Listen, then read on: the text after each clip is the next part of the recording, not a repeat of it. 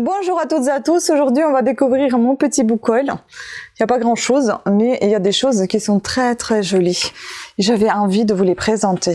Donc récemment, comme je vous ai déjà dit, je regarde de temps en temps avec mon conjoint le quotidien avec Yann Barthès, et donc il invite souvent des écrivains ou d'autres personnes, bien évidemment, d'autres personnalités. Et là, j'ai écouté un des écrivains, mais j'ai pas pris son livre, mais j'ai pris également dans le même style parce que son livre, il fallait l'attendre 2 semaines, 14 jours. Enfin bon, après, je suis pas pressée, mais il coûtait 28 €. Donc j'ai trouvé des livres un petit peu moins chers et que je voulais prendre. Donc j'ai acheté sur Amazon. J'avais pris Simone Bertière, Les Reines de France au temps des Bourbons 4, Marie-Antoinette l'Insoumise.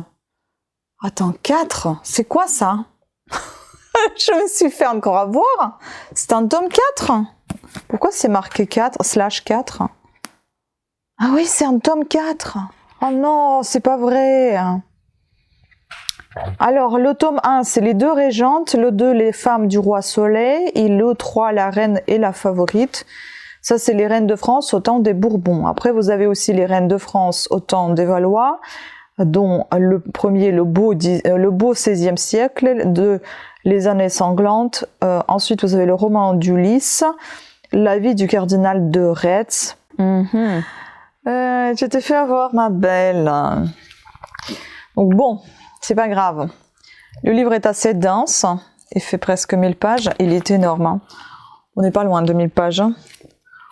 Voilà, elle est très très dense. Bon, je voulais quand même la 4e de couverture, hein, parce que voilà, c'est déjà fait, hein, c'est fait. Donc, s'appuyant sur une lecture nouvelle et rigoureuse des sources, Simone Bertière restitue ici sa vérité psychologique et historique à la dernière de ces reines de France.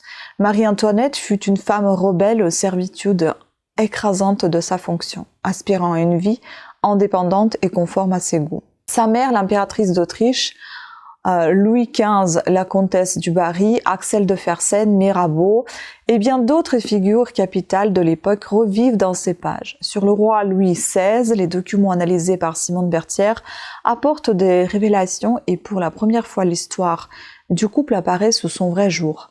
Le dernier volume d'une fresque historique a valu à son auteur de nombreuses récompenses littéraires. Donc il faut les 3 premiers maintenant. D'accord. Et donc ici, j'ai pris Isabelle Aristide Assir, ce beau livre magnifique. Bon, il a coûté quand même 25 €, mais il est vraiment très très beau. D'ailleurs, celui-ci, vous avez vu que c'était édition livre de poche. Et celui-ci, c'est une édition Michel Lafon. C'est un livre très très beau. Et donc Marie-Antoinette et Axel de Fersen, c'est de cette histoire-là que j'ai entendu parler. Correspondance secrète. Voilà. Et avec un Suédois, du coup. Je vais vous lire la 4e de couverture. On va regarder en enlevant la jaquette et le petit bandeau ce que ça nous donne. Je voulais vraiment vous montrer ce beau livre. Il est magnifique. Il est en soft touch. Soft touch, j'aime et j'aime pas à la fois parce que c'est assez trompeur, parce que des fois quand ça se salit, c'est une catastrophe. Donc ici nous sommes à 277 pages. Déjà vers la fin, je vois ici des lettres écrites. Les lettres manuscrites, bien évidemment. Il y en a beaucoup de lettres vers la fin. Beaucoup, beaucoup. C'est beau. Il y en a beaucoup de lettres tout court. Hein. Partout. C'est que de la correspondance, j'ai l'impression. D'accord. Oh là là, ça va être sympa. J'ai hâte déjà. Alors, 4e de couverture. 3 années, c'est le temps qu'il aura fallu aux chercheurs et chercheuses de projet REX pour déchiffrer les lettres de Marie-Antoinette et Axel de Fersen. Caviardées, codées ou écrites à l'encre sympathique. On pensait trouver des mots tendres et de l'amour, mais ce sont avant tout 2 années de correspondance politique pour sauver un royaume et sa reine qui voient le jour. Remises chacune dans leur contexte, les quelques 60 lettres déchiffrées permettent de mieux appréhender les enjeux étatiques et politiques qui se profilaient en France à la fin du XVIIIe siècle entre la couronne et son royaume, mais également avec les autres puissances étrangères.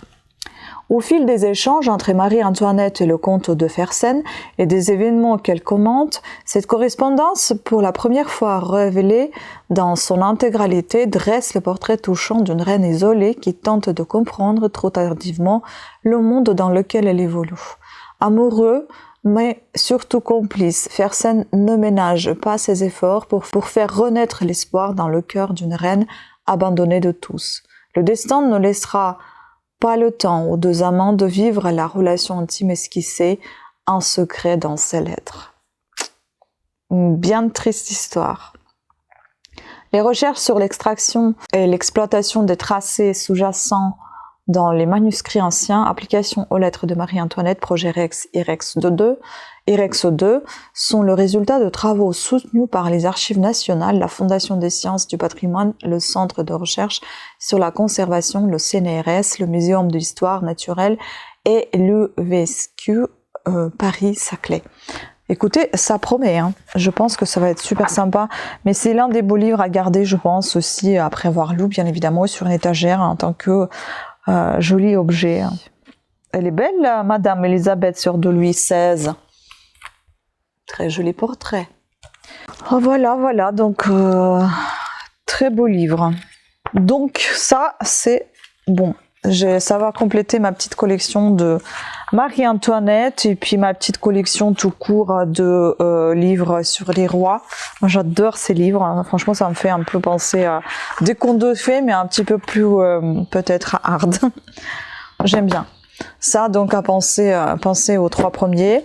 Et maintenant, je vais vous parler aussi, enfin, je me suis finalement abonnée à ça. J'avais envie, donc j'ai commandé Altaïa. Oh, on a tout le bazar derrière. Oh là là, j'avais pas vu. Je voulais faire ça et je l'ai fait. En fait, on a parlé avec mon chéri, on s'est dit non, on va pas le prendre. Au final, il ramène ça hier. J'ai dit, tu voulais pas que je m'abonne. Donc, elle m'a ramené et au final, je me suis abonnée à partir du 3e mois. Parce que ça, c'est les 2 premiers mois. Et donc, j'ai souscrit un abonnement premium parce que c'est 1,50 € de plus, je crois, chaque mois. C'est pour avoir la petite étagère à bibliothèque pour ces petits livres parce que je trouve que c'est mieux de les garder dans l'endroit où il faut. Donc je vais les ouvrir avec vous. Ça, donc on va retrouver ici. C'est trop mignon. Oh là là, c'est trop mignon. Il y a des gens qui disent ça sert à rien, c'est même pas complet. Écoutez, si vous aimez les bouquins, tout simplement, c'est que vous avez envie de les collectionner, on s'en fout qu'ils soient complets ou pas. De toute façon, c'est pas un objet lecture, hein. Pour moi, c'est un objet en tant que tel, juste un joli objet. Très mignon. C'est trop beau. Bon, ça gâche un petit peu. À la limite, si j'enlève les plastiques, là, je peux retirer aussi cette chose. Bon, pour l'instant, je les garde comme ça sous le plastique et puis on verra bien si je vais ouvrir un jour. Mais en tout cas, je vous montre déjà comment c'est trop mignon. Mais c'est vraiment splendide. Donc, le tout premier, je crois que c'est Les Fleurs de Mal de Baudelaire. Ça, Les Fleurs du Mal de Charles Baudelaire. Ensuite, nous avons Victor Hugo, Notre-Dame de Paris, volume 1. Et donc, je vais attendre volume 2 ou volume 2 et 3, je sais plus. Et là, on a Hamlet de William Shakespeare. Voilà. C'est magnifique. J'adore. Donc voilà, c'était tout pour cette vidéo. Elle était assez courte, hein, mais j'aime beaucoup tout ce que j'ai pris. J'adore. Et je suis très contente. Ils sont tout légers, les livres. Hein, mais tout légers. Et regardez derrière comment c'est mignon aussi sur la tronche. Non, pas sur la tronche. C'est quand on a mal au dos, on réfléchit plus. Sur la tranche, sur le dos de la tranche.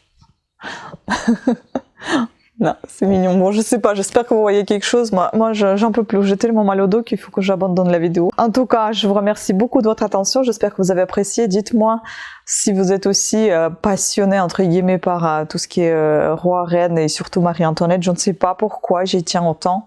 Ça me plaît tellement de lire d'elle, des choses d'elle, la connaître un peu plus. Enfin bon, je ne sais pas, mais ça me passionne. Voilà. Donc n'hésitez pas à me laisser des commentaires sous cette vidéo. Sur ce, je vous embrasse.